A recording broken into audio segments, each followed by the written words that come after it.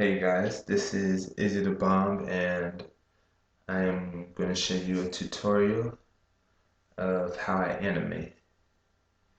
In this scene, I'm animating Sasuke for one of my fan animations I'm working on, Sasuke Itachi versus Kabuto. Alright, all my animations, my canvas size is 3200 by 1800, and I use brush tool and a pencil, but my brush size is size 3.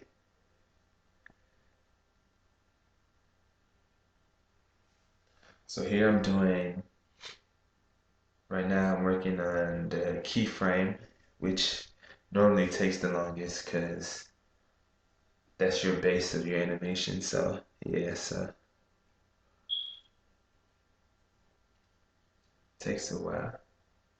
I like to use the pencil when I work. I don't know, it makes the lines smoother. It's easier. It's more hassle. Once you learn how to use the pencil, you'll realize how much easier it is. But I use both.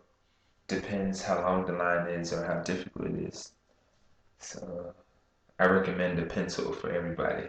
It's not that hard to use, honestly. There's tutorials out there on YouTube you can go look at.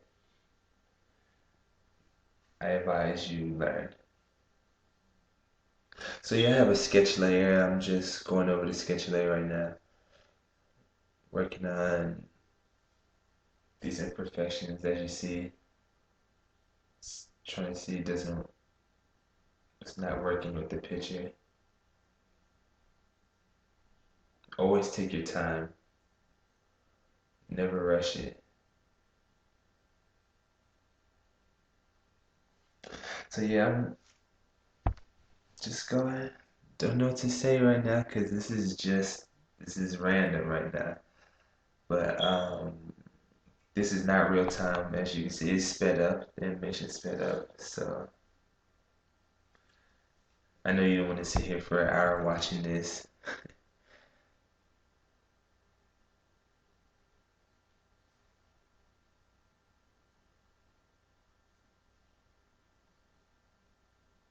So yeah, now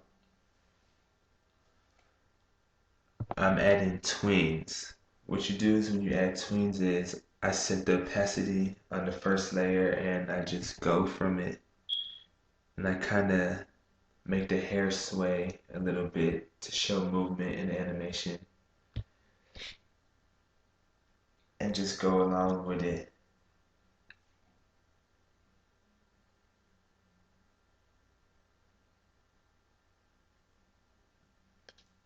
Making the hair go out, kind of a forward motion as his head is turning.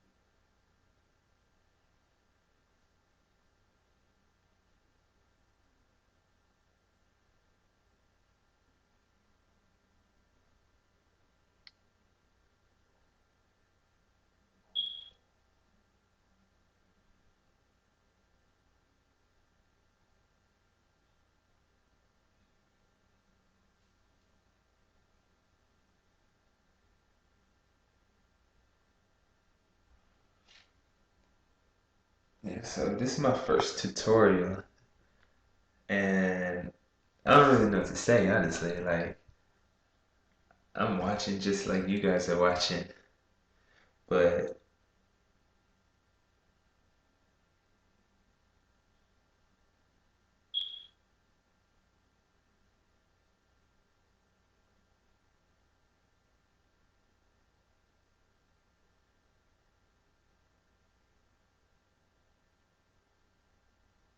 I like to check my animations. Every single frame I do, I like to play it to see if it's fluid motion. That's just a good way to check and see if anything's going wrong. You see any imperfections you would want to fix before you move on.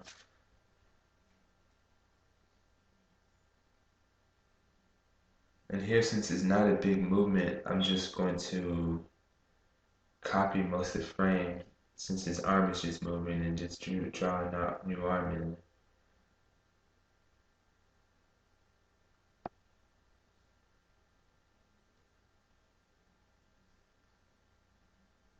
Check and see if it works. Everything's looking fluid. So I'll continue on to the next frame. I like to set my opacity low because I feel the lines are distracting to me when I'm trying to draw over it. That's just how I work. Some people might be different. I'm just comfortable with it.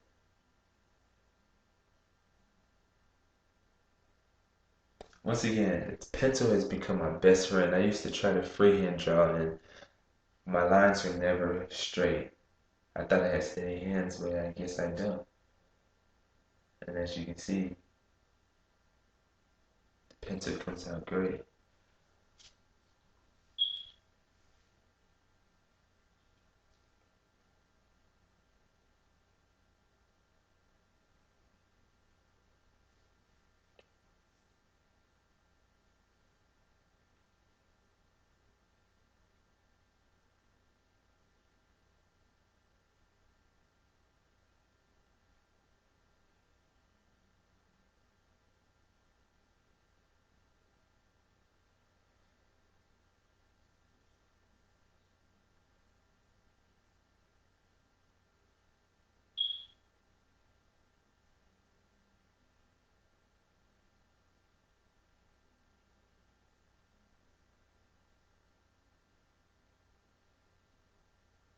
When you use the pencil,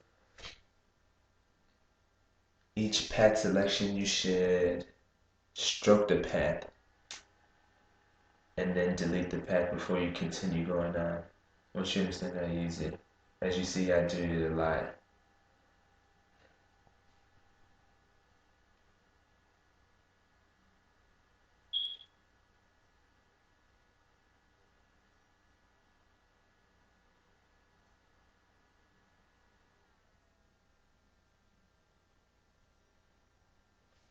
One thing you want to do before you start animating is you should understand how a character looks. You should understand the features. That way it'll be easier because if you have to continue going to the reference, it'll take forever. One thing I realized is about Sasuke, how his hair goes, which wasn't that hard. The hardest part about him, honestly, to me, I don't know why, is his collar. It's just something about his collar that just doesn't like me.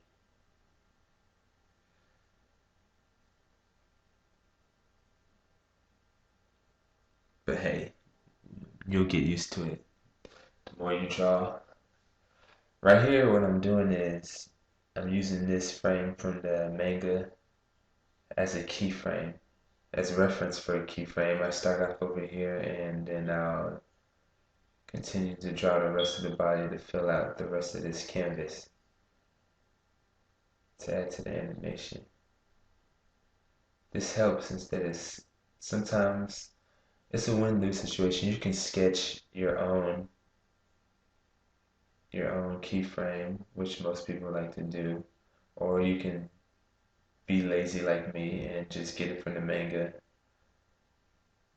and then go off of that. I'm only going off the manga because of this tutorial and it was time consuming, so yeah, pretty much I'm lazy. But hey, it's whatever.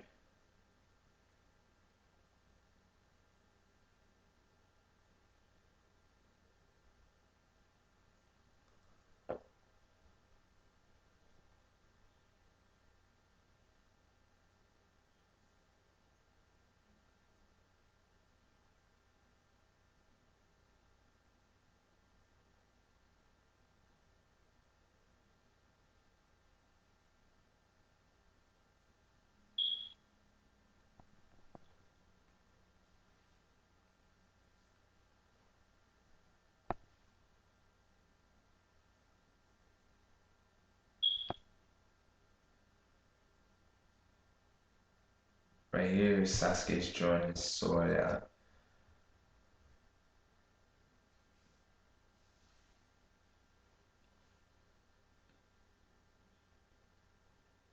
Just fix the lines. Make sure you close up all your gaps. You want to make sure you close every gap. Even if you overrun it, it's better than having it open because when you try to color and you use the paint bucket tool, it will just go everywhere and then it'll be frustrating going back and looking for where's the gap at that you gotta close. So make sure you close all your gaps the first time.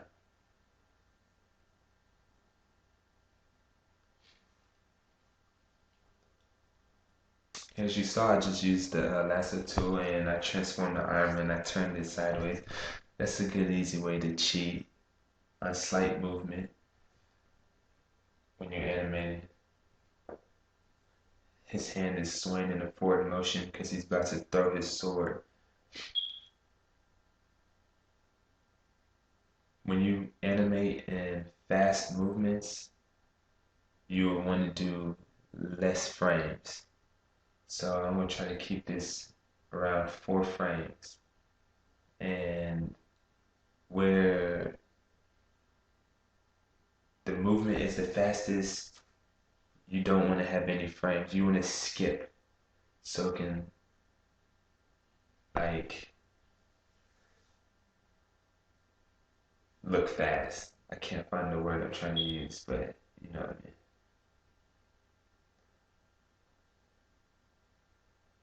The less the frames, the faster it looks.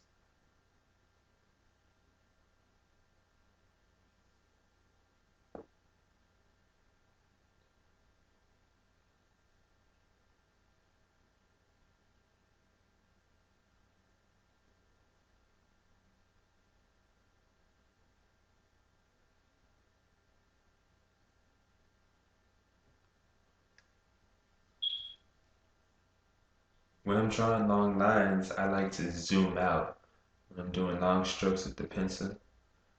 If you have a Wacom tablet or a drawing tablet, this will be easy. If you don't have one, it's alright. You can just use the pencil. But right now,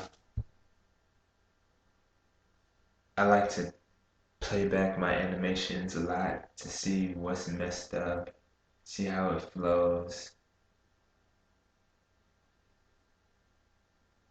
see if it's fluid. If not, I'll change it. And I try to add tweens in to see where the tweens fit in, see how much tweens fit in, and timing. Animation is all about timing.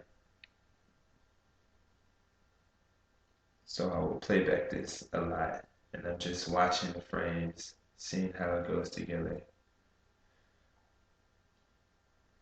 before I continue my next frame, which is not complete.